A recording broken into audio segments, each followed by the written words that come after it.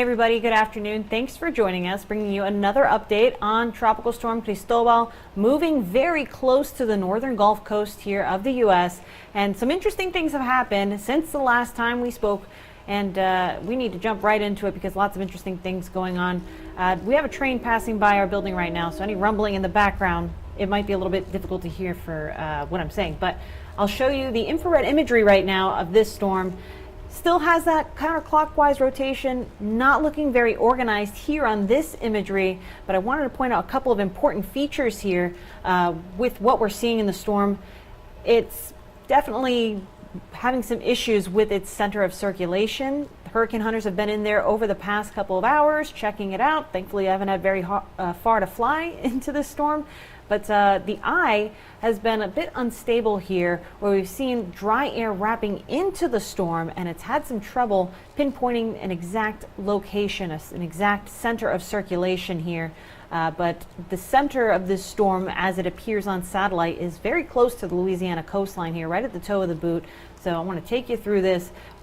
Because of this, we have some storm surge issues that we've been dealing with along the Gulf Coast here, made worse especially for parts of Louisiana and the Mississippi Panhandle. That's why you see these bright magenta colors. That's a storm surge warning. That's where the inundation could be life-threatening for this area. So folks in this area need to be careful. If you can get away from that coastline, if you have any local emergency officials telling you that it's probably best to evacuate from this area, time's dwindling down, should definitely adhere to those advisories. The lighter shade of pink being a storm surge watch, and we will see storm surge for other areas along the coastline here, especially moving eastward through parts of Mississippi, Alabama, and the Florida coastline as well.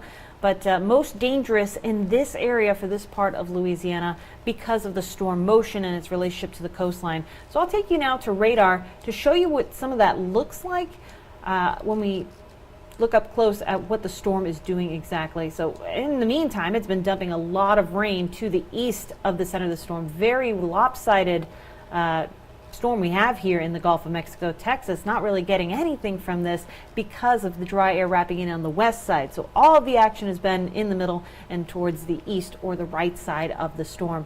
But we'll put this into motion and loop this radar for you. Yeah, you can see the bulk of the storm is being over North Florida, southern Georgia, and Alabama, and for the panhandles over here along the Gulf Coast. And as these storms continue to push in like this, that's why we have the biggest risk for storm surge in that area that I showed you before in magenta, because the storm is pushing all of that water into this area. So it's not only the direction of the bands, but at the surface, the Gulf of Mexico churning up here, definitely pushing all that water inland, becoming very problematic in terms of flooding for this area. Inundation already ongoing for many places there. We have some video to show you from Pensacola. We'll take you to Pensacola Beach, where waves have been pretty choppy out there all along the Gulf Coast, like we've been telling you. But man, really, look at those white caps blowing in the wind. It's not a great beach day out there at all. I know sometimes surfers like to take advantage of the wave heights when storms come through. I'm happy to see that we don't have anybody in camera view here because the riptides here will be very dangerous. But also a dear friend of mine out at Pensacola, getting a look at the boat ramps there for the flooding that's been ongoing. You can't even see the ramp because it's completely covered in water. So even folks who live along the coastline of the Florida Panhandle there, dealing with it from Gulf Breeze, Destin, Pensacola, all the way out there. We do have Tropical Storm Watch in effect for parts of the Florida Panhandle, and that extends out to Louisiana. And we'll take you to one more video down in southwest Florida. We had some severe weather moving through the Sunshine State yesterday, but just to show you how widespread the effects are of the sea on the coastline here, we'll take you to Siesta Key, where things have been pretty rocky. Folks have been out at the beach there and very not well advised because of how rough the seas have been. But yeah, looking pretty choppy out there. Lots of folks out there.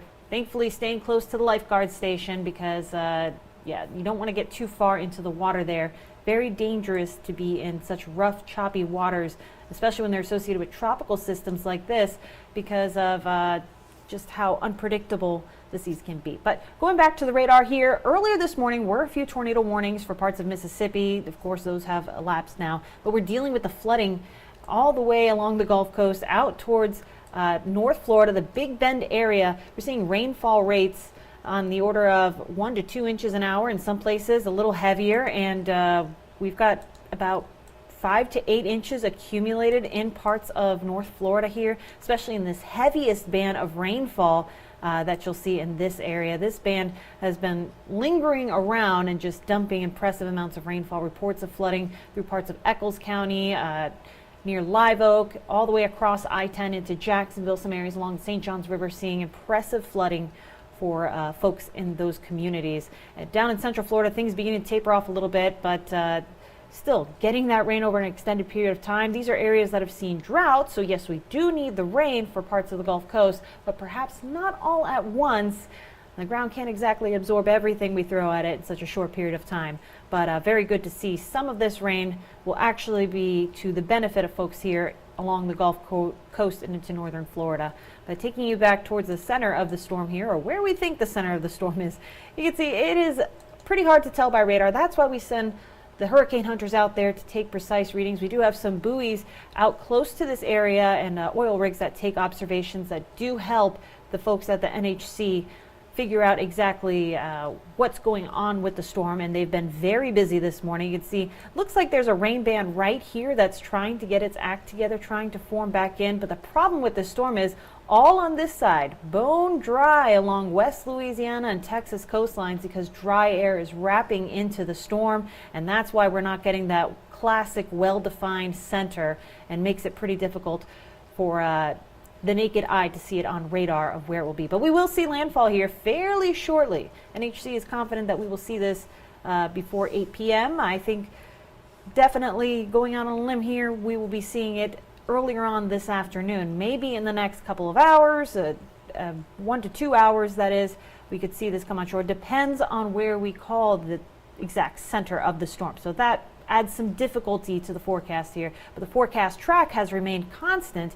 That part has not changed. Still expecting this thing to move on shore here shortly and make the same shape as it rides up into the continental U.S. So we'll take you through the latest track here coming out at the 11 a.m. advisory, and we'll be continuing on through Louisiana up the Mississippi River Valley, quickly becoming post-tropical as it does so. So by Monday morning, we see this moving through the Arklatex area, or just east of the Arklatex along the Mississippi River, as a low-pressure system, losing its tropical characteristics as it moves inland, but bringing abundance of tropical moisture as it comes moving through to the north. And it still is going to make that curve because of the steering currents that will be guiding Cristobal as it moves north. So folks up in the Great Lakes, you'll be getting some pretty heavy rainfall, not only from what's going on with the severe weather threat up there today, but going into the middle part of the week from whatever is left of this storm carrying with it as it moves north. So that's where we are with the path. By Wednesday, we'll see this moving towards the northern